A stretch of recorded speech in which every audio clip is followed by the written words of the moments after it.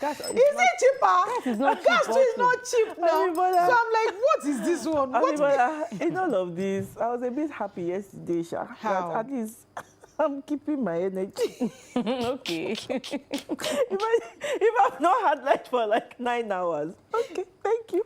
But the weather was cool, so it wasn't so harsh.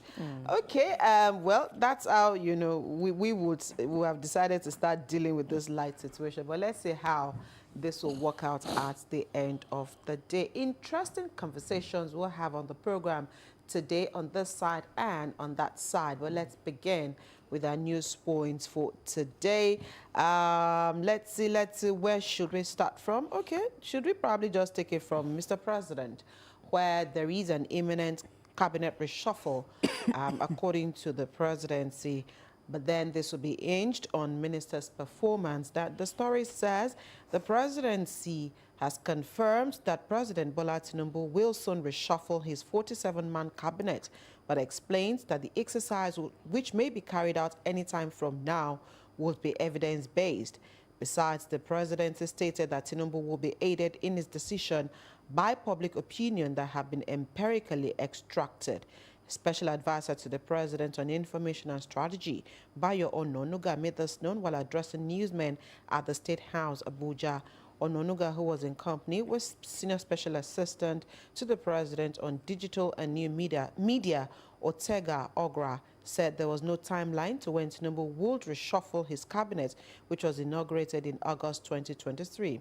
It disclosed that the president had indicated his plan to reshuffle his cabinet, but said it could not be categorical about when he will do it. Okay. Let me probably just take this last one. Shedding more light on the planned cabinet shakeup, Ogra explains that the president will be guided by an empirical process, making reference to the performance indicator, which is being coordinated by a special advisor to the president on policy coordination and head of the Central Delivery Coordination Unit, Hadiza Bala Osman. Okay, we've been waiting for this particular exercise, or no, not the exercise, for the data collated by Hadiza and her team. Remember, Mr. President had said after a year, this will be collated and made public. And we also heard Hadiza say sometime last year, earlier this year, that the polls of Nigerians have also been collated so that, you know, they could also have an input into how the ministers have fared in the last 1 year.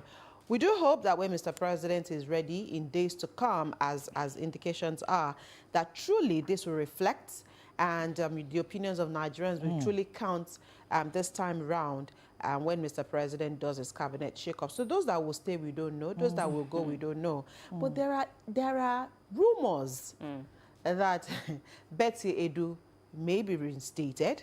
I thought they had scrapped her ministry. Maybe and changed the ministry. Now, like Anyway, I said, according to other reports, lobbying has started. Yes, I'm ma'am. not surprised. Then.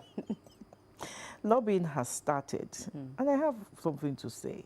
If you know that you have done well, why are you lobbying? I mean, your good works will speak for you. You will lobby so that they can see what you've done well. Okay. You know, sometimes when you do well, maybe your principal didn't see. Maybe... that means you didn't do it. Okay. You didn't do anything. But I will give kudos to some ministers. I'll give to... To who? Nobody. Better. Keep it under wraps. Keep it under wraps. And let's see how Mr. President will go about his thing. Okay, Adebinkwe, let's take your story. Congratulations is going to Nigerian core members as their monthly allowance has been increased to 77,000 naira by the federal government. This will take effect from July 2024, according to a statement signed by the NYSC's Acting Director of Information and Public Relations, Caroline Embu. The approval was contained in a letter from the National Salaries, Incomes and Wages Commission, dated September 25 and signed by the chairman, Mr. Ekpo Inter, in line with the enactment of the National Minimum Wage Amendment Act 2024. Before the increase, corps members were paid a monthly allowance of 33,000 naira following an upward review of minimum wage to 30,000 naira in 2019. Congratulations. You people, we need it. Oh. I'm not saying, I'm not saying, hey, coppers, how much was your alawi when you served? It was not 12,000. When was 3,500? When I saw this ice cream, but 3,500 then. It was rising. still Make a big pot of small, soup now. Small. But I do hope that they'll also cultivate the habit of saving, no matter how minute it is. Because I know that, you know, things are really hard and a lot of people are finding it difficult to save. But even if it is per month that you put something aside, because something remember, aside. Yeah. service year will end. You may not get a job on time. They may not retain you in your place of primary assignment. One thing I like about this, about Nigerian youth these days is that they are very entrepreneurial. Not all of them. Let's be You quick want to tell me that add. many of them will still be waiting for a Let job us be quick with to all add. the opportunities they Not have? all of them. Okay. Not all of them can multitask. Not all of them can do skills with their hands. With their hands. So if you do not have a skill, if you do not have a side hustle, save. Please save, save. You don't have to save it in your account so you don't spend it. Go and look for maybe one microfinance or some. Just save. Or go and buy colo. Just save. If you put it in colo, you can't be tempted You can't to break it. You can't be tempted to Yes, break it, you can't break it just like that. So that's all I'm going to add to it. Just save. Joy? All right. Lagos CP declares war on crime, parades 98 suspects. The newly appointed Commissioner of Police, Lagos State Command, Ishola Olarinwaju, has declared war on crime, vowing to smoke out criminals from the state. At his inaugural media briefing, on Wednesday, he paraded 98 suspected criminals and emphasized the proactive approach to dismantling criminal networks across the state. He says his strategy includes partnering road transport unions to tackle one-chance robberies.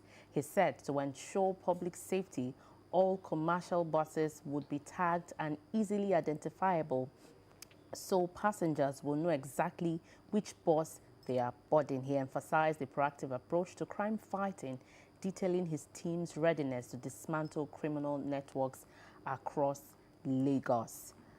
I think this is a good one. The case of one chance has become alarming these days, and I'm happy that the new CP is, rising up to the task. Safety of lives and property is one thing that cannot be taken with levity. And one chance, for some reason, is usually more rampant towards the end of the year. From the Ember August, months. September, close to the end. Close to the end of the year is usually very rampant. And so I do hope that this will be sustained. It's not just going to be a one-off thing. And there are areas that are notorious for these activities. And so now that the CP has declared zero tolerance and will also be working with, everybody involved, this is the time that, we all also must be very careful. We can't even say don't walk at particular times because sometimes you will find yourself on the road at that time. But how safe are you, your safety? Sometimes even when my AC is not working, I find it difficult to roll down my glasses, my windows, because for the fear of the unknown, especially in traffic. So police need to also sustain road traffic robbery. Because also at this particular point in time, it's usually very rampant. And what do they snatch? Your phones, your jewelry, harass you for money and all of that. So we do hope that, of course, that the police will sustain the tempo and try as much as possible to ensure that Lagos residents are safe. Talking about sustaining the tempo, she read something about tagging the commercial buses. Yeah, partnering with the transports. That is a very laudable development. So for those commuters who like to ride in private vehicles, you need to be careful. Extra careful. You need to be extra careful. We know that sometimes you're in a hurry. You don't get to, you can't get to wait for the commercial buses. Just be careful. Right.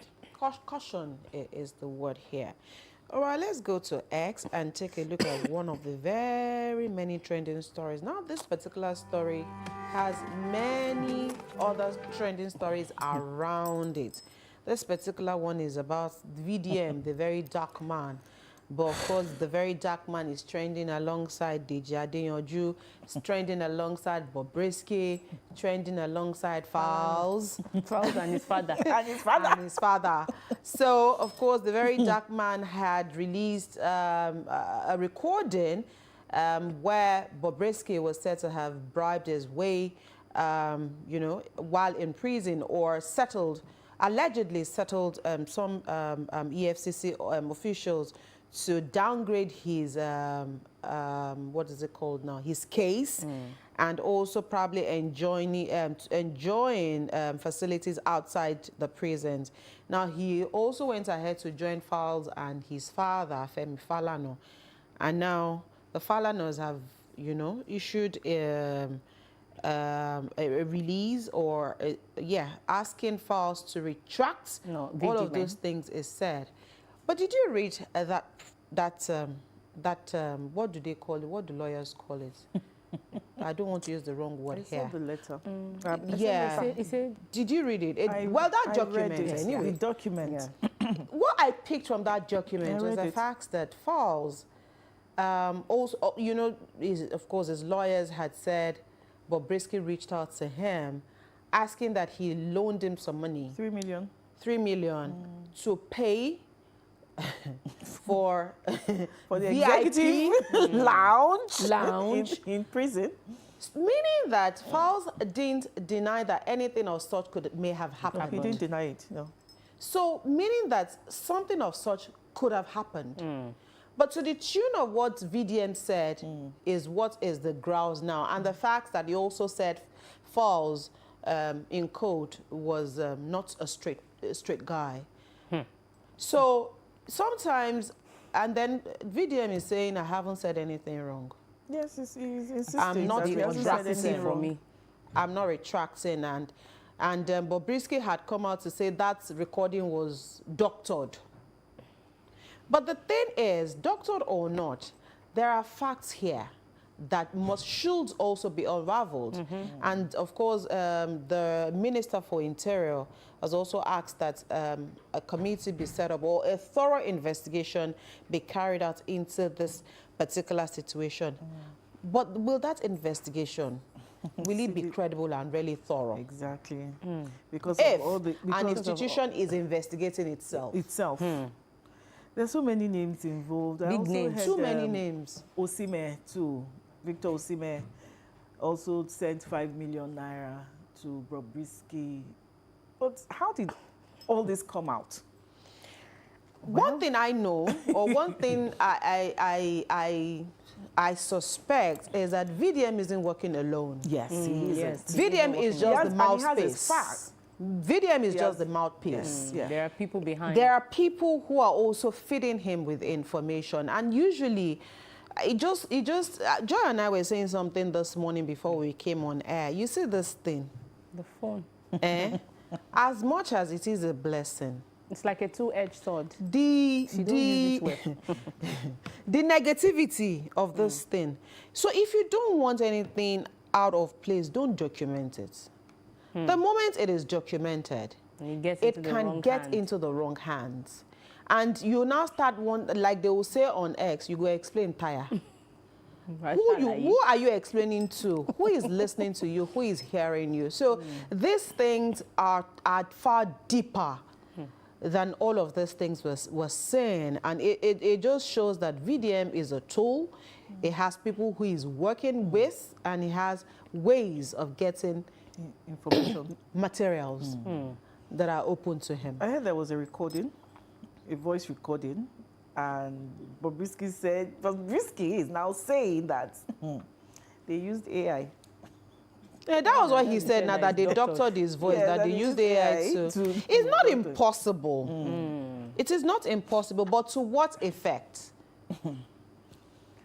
Again, It's there's not no smoke impossible without because, you fire. know, what AI does now, AI is as much as can actually clone Your voice. can clone your face. Your face. Can clone everything about you, and it is almost like you are the one. So it is impossible.